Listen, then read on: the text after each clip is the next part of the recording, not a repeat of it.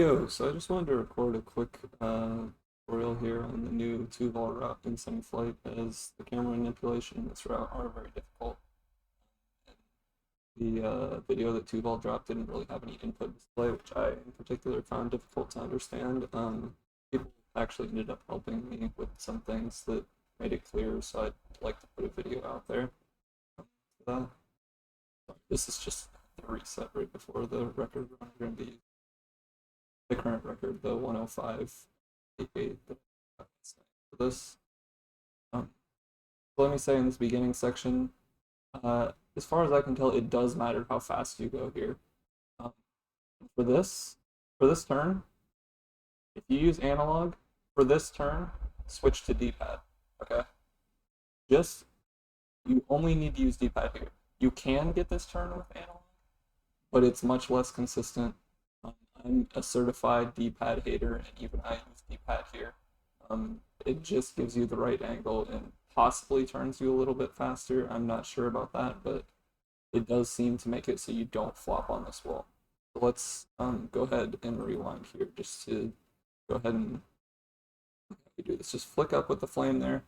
Not too specific how you have to do that. There are varying dips and things like that that do work, but you do in general just want to get down low and then flick up with the flame and get under this bridge.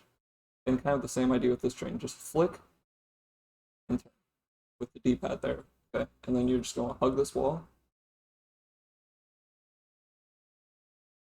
It's pretty self-explanatory. Just stay low and then slowly rise up here. When you're going through here, I think I actually break the arch a little, yeah, a little slow here actually. You can break this arch at like 17 flat or so, but generally, as long as you're in this type of range for the time, you'll be fine. I found that if you do have like a pretty slow beginning for some reason, this next part where you have to manipulate the planes becomes very, very difficult because the planes will be in a slightly different spot. So this, right, this dip is actually the most confusing part of the camera manip here. So just watch first. You might not have even been able to tell that I was doing camera manip there, right? I didn't notice that there was camera manip when I watched Touval's video. When you dip here, you're gonna want to get those two planes, these planes out here, you want to get them off screen. Get them off screen.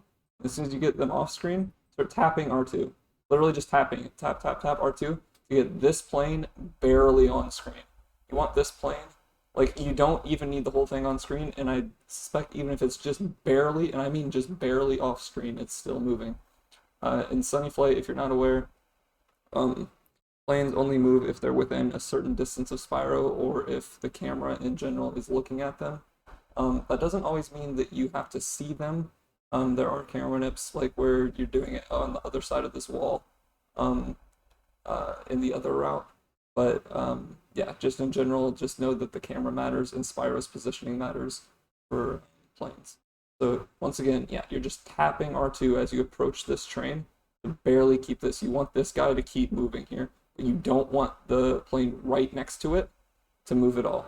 So this is the most difficult part. And let me say that don't get too frustrated, okay?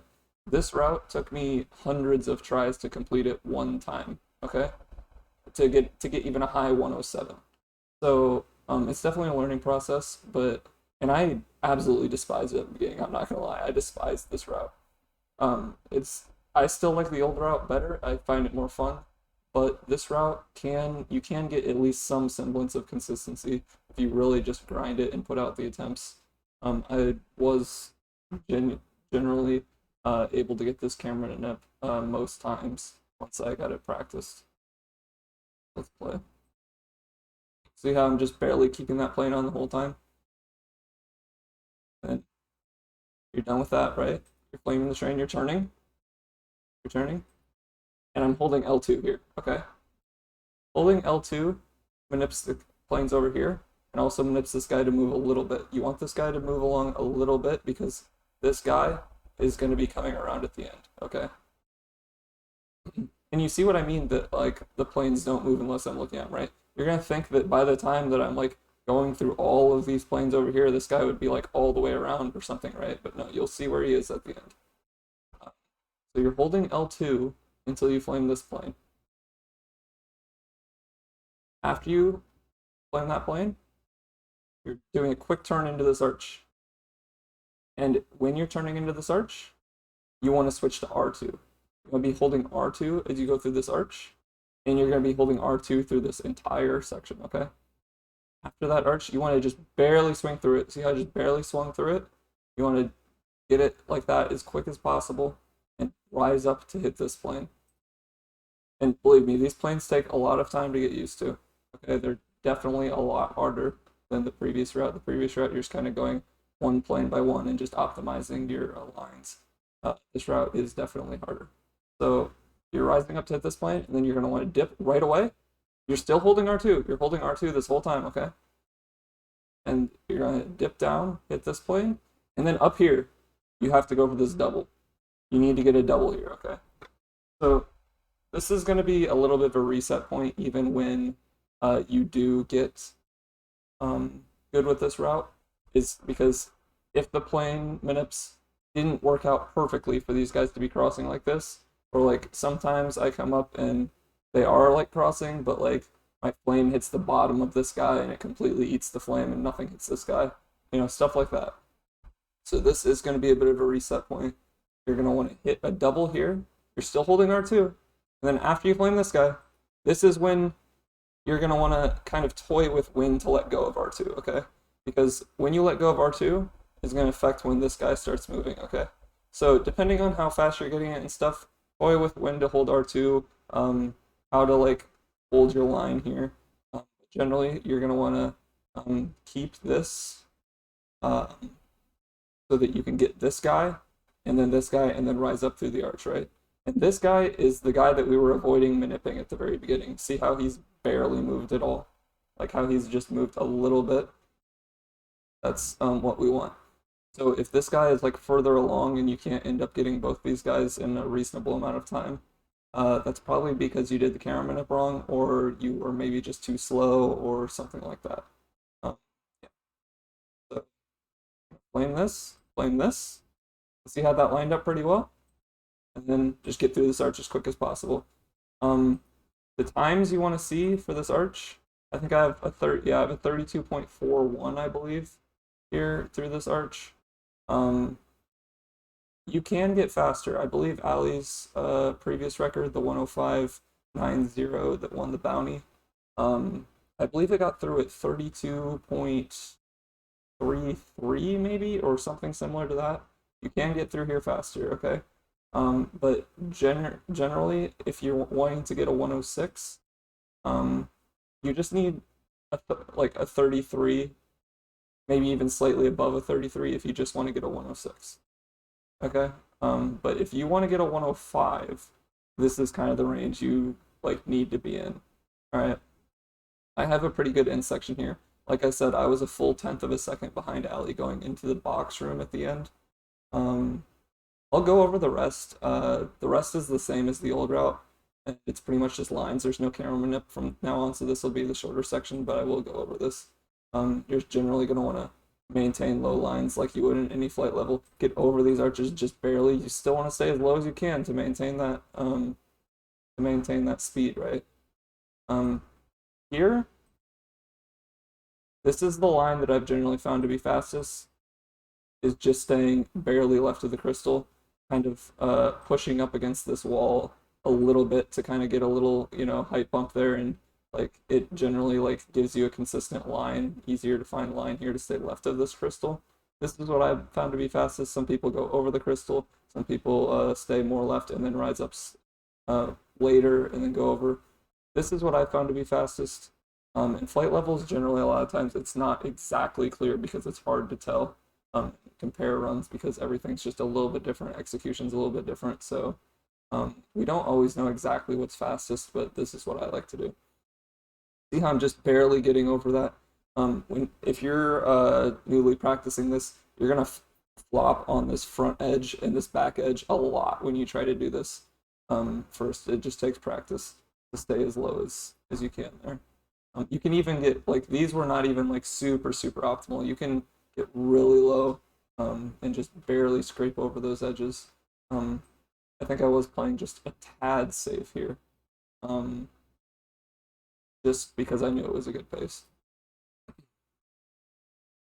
Yeah. See how Spyro is really low here?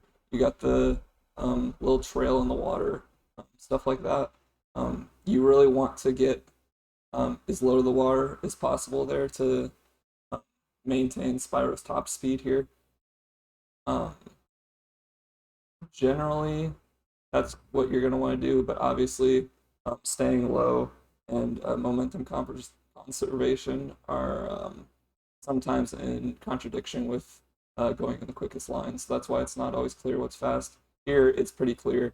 You want to get down as low as possible. And this is not as hard as it looks. There's actually a little tiny, like, anti-magnetic force that prevents you from crashing if you are gentle about it. Like, obviously, if you just, like, dive down into the water, you're gonna die. But if you dive down and generally, like, try to let go around this area, you'll kind of see you'll just get into this spot where you can get Spyro's max speed here. You're going to maintain a line like this.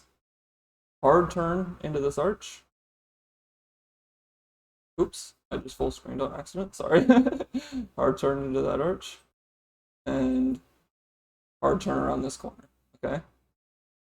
Um, Personally, I don't see um, speed loss from scraping against those walls. Some people say that there is, but generally, I find just getting the best line, scraping through those walls a little tiny bit, scraping that arch a little tiny bit is fine. Obviously, you don't want to bump up into it too hard, because you can eventually lose speed if you do it too hard. But I think generally that kind of works. So yeah, boxes here. This box, it sucks. This box sucks. You're gonna be rounding this corner pretty blindly here. Um, This box has killed many runs. Okay. Really, almost all of these boxes here in this last room have because you're trying to optimize them a lot here at the end. Um, so there are a few ways you can turn this. Here you kind of see how I did it. You're gonna, flick the outside of the box generally and get the turning to the next one. That's kind of key with flight levels in general. You're gonna want to be flicking those flames and already, as soon as the flame's coming out, moving to the next object. See how I'm just trying to flick them and move on immediately. Now I'm doing dips in between the boxes.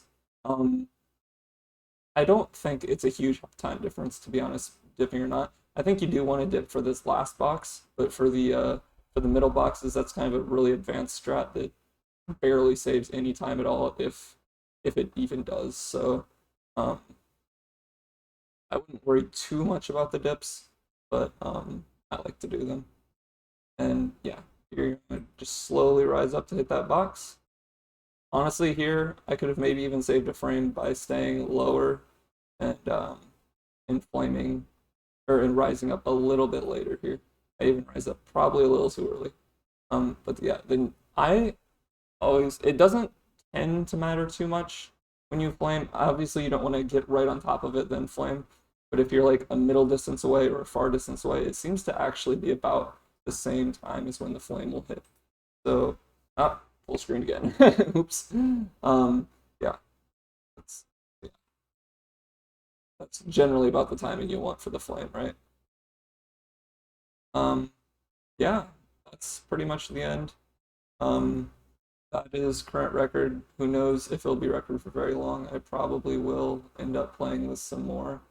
Um, as I don't think this is close to optimized yet. Like I said, Ali was about a full tenth of a second ahead of me. I saved roughly 4 frames on her in the box section. That's why this was record. Um, I think probably the human limit for this is probably in the 105.5 or 6 range. Um, but yeah, this is a good run, but definitely beatable.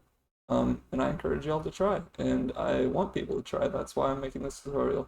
So, yeah, thanks for watching. I hope it helped. If you have any questions, feel free to drop them in the comments or join the Spyro speedrunning Discord.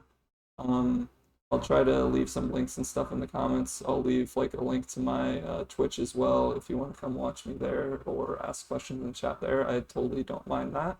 I love to help people as much as possible. And thanks for watching, guys.